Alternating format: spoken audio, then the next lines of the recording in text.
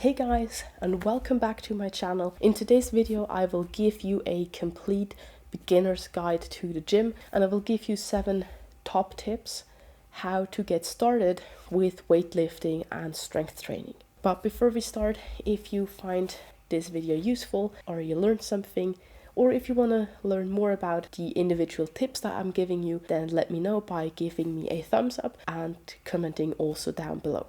But now let's get started.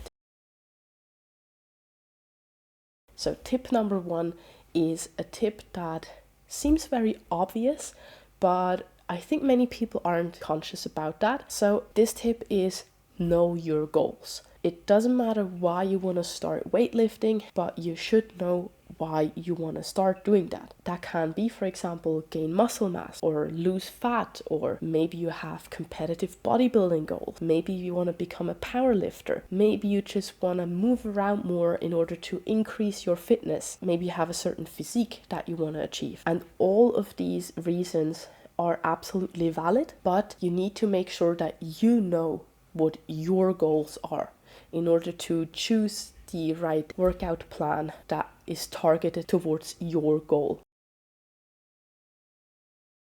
And that brings me already to tip number 2, which is choose a workout plan that aligns with your goals and brings you closer to these goals. Because it doesn't make any sense if you have competitive powerlifting aspirations, if you run a program that is perfect for bodybuilding, but you may not necessarily build a lot of strength while running this program.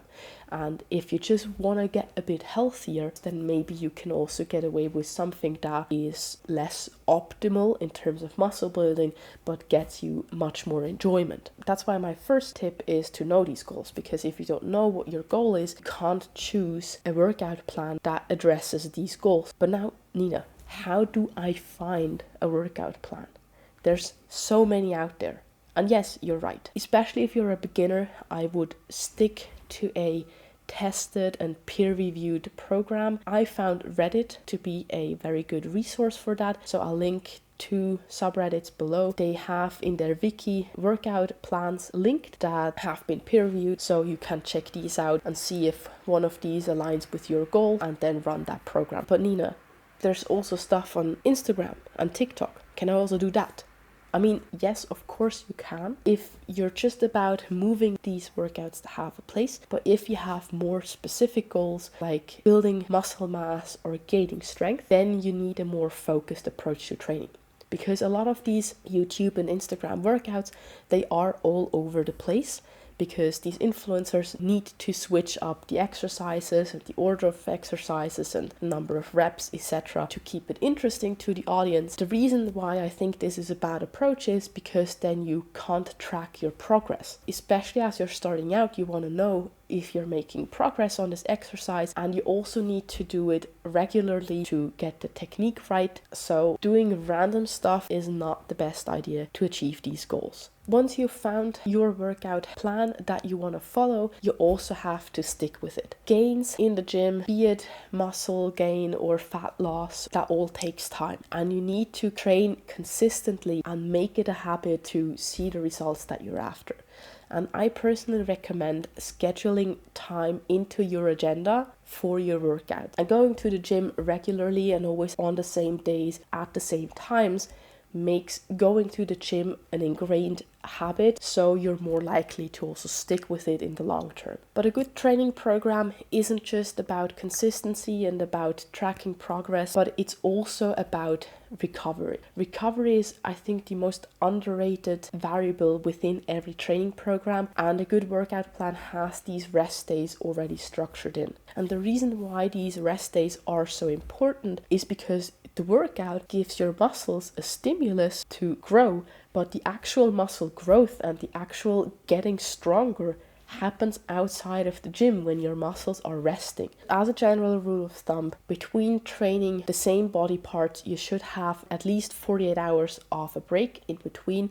So for example, when you train 3 times a week full body, then you should have at least 1 rest day in between your workout sessions. So you could train Monday, Wednesday and Friday, for example. When you advance to a split that involves more training days, for example 4 days a week, you could structure your week that you do an upper body day on Monday, then a lower body day on Tuesday, and yes, you train back to back there, but you train different body parts. So your upper body has some rest time on lower body days and vice versa. And then you can have maybe a complete rest day, train upper body again on Thursday and lower body on Friday. And as you notice, there are even 2 days in between your 2 upper body sessions or between your lower body session. Yeah, and as I said, I really encourage you getting a structured training program instead of randomly doing workouts, because if you just do random stuff, you have to keep that all in mind yourself. Whereas with a structured training program, you already have these rest days scheduled in and you don't need to think too much about this.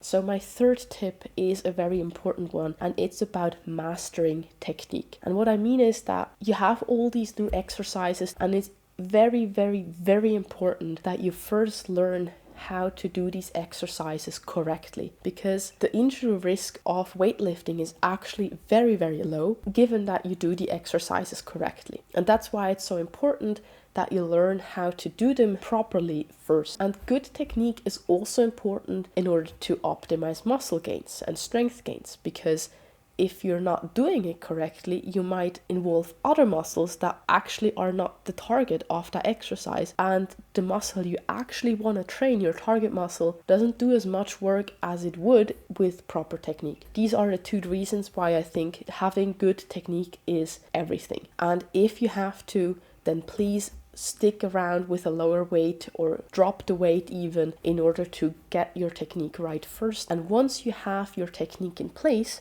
then you can add weight and add more repetitions, add more sets, whatever it is, but nail the technique first. But Nina, how do I know if I have good technique? There are multiple ways that you can do this. The way I did it is I watched technique videos of people who have good technique. The people I can recommend are Jeff Nippert and also Meg Squats. They have good videos in which they demonstrate how to perform certain exercises, so you can go and have a look at these videos and then film yourself in the gym while doing the exercises and compare your video, how you do the exercise, to how they do the exercise. Another way is that you ask an experienced friend, or maybe you can ask some of the gym staff to watch you and give you some feedback on how you could improve. The last thing is you can record yourself and then upload it to certain fora such as XX Fitness on Reddit or other subreddits, and the members of that community will give you feedback on how you could improve your technique. Having said this, I'll come to my 4th tip, which is patience.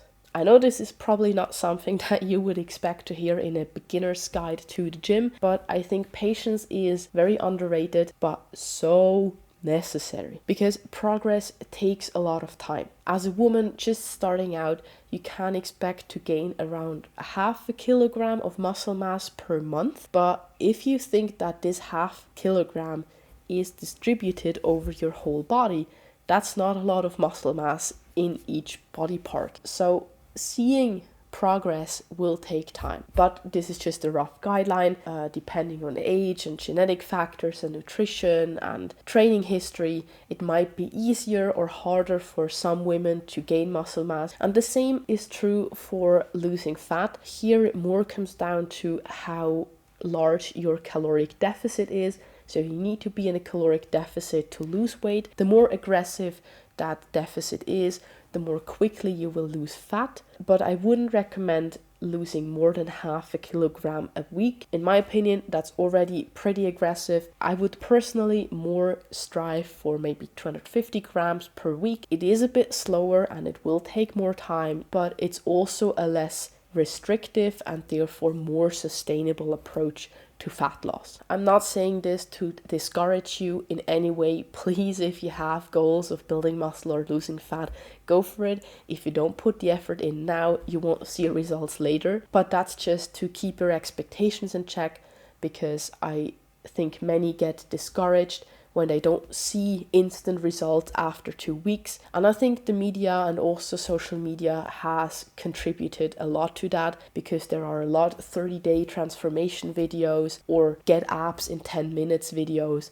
And in my opinion, they're all absolute bogus, because they make these false promises, but in reality, it takes so much longer to get the results that you're after. So please don't be discouraged if you don't see anything after a month. If you don't see literally anything after half a year or so, then maybe you need to think about if you want to lose fat, if you're actually in a deficit or if you're still eating at maintenance. And when it comes to training, if you might need to optimize a training variable, stick with it and see how it goes over the long term, and don't expect results to happen too quickly. And on the same note, to all my fellow women, because I think we hear that a lot, and that's a fear many have, you will not get bulky if you don't want to. If it were that easy, that'd be bloody fantastic, but becoming a pro bodybuilder doesn't happen overnight. You need to put in the effort and the time consistently over years to achieve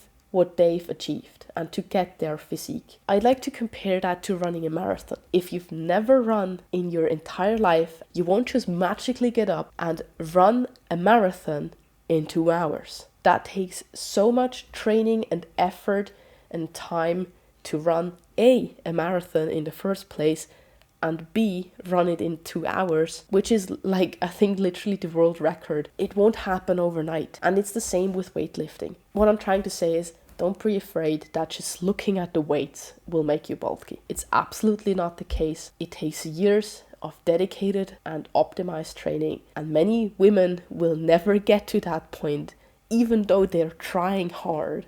So yeah, that's that.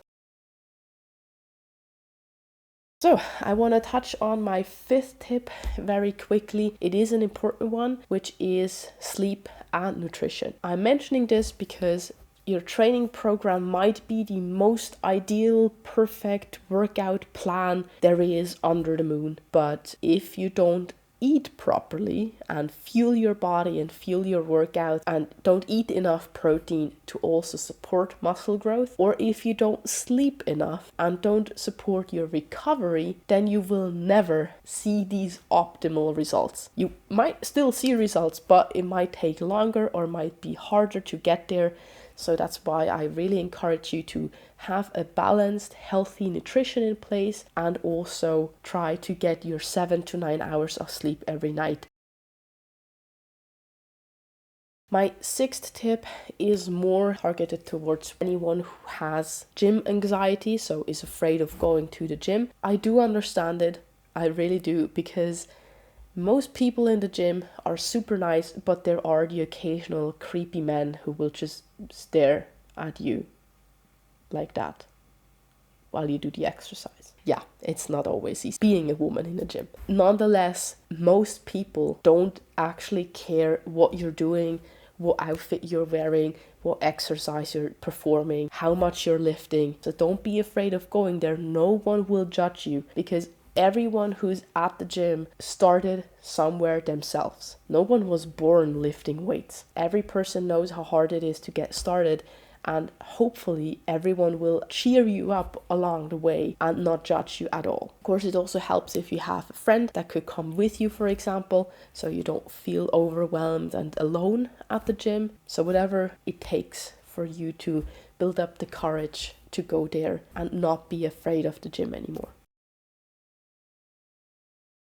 And my last tip is about 2 common misconceptions that I see a lot of beginners make, which is, first of all, muscle soreness. As a word of caution, when you're just starting out with working out, or you've taken a longer break from training and you're now restarting with training, then you might experience significant muscle soreness. Muscle soreness primarily occurs when you do exercises or movements that you're not used to. So even an experienced bodybuilder will get muscle soreness if they try out a new exercise for the first time. And as you're just starting out, all exercises are new to you, so likely all of these exercises will cause significant muscle soreness. However, as you get more advanced and as you get used to these exercises, muscle soreness should get weaker and should go away. Many experienced lifters actually never get sore from their workouts. Muscle soreness is not necessarily an indicator of a good workout. You can have a good workout without feeling sore the next day. And the next thing is very similar. I want to quote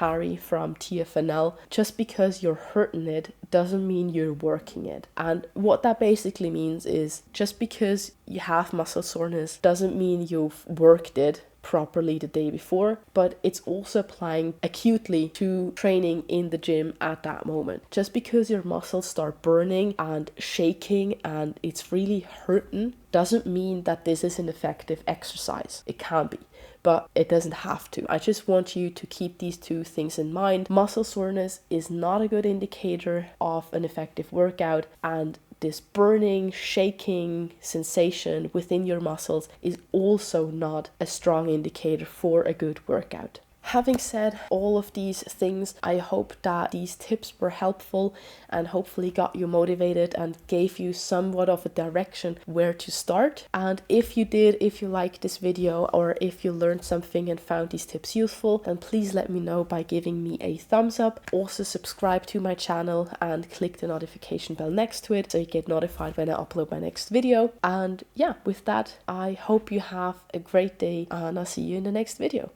Bye!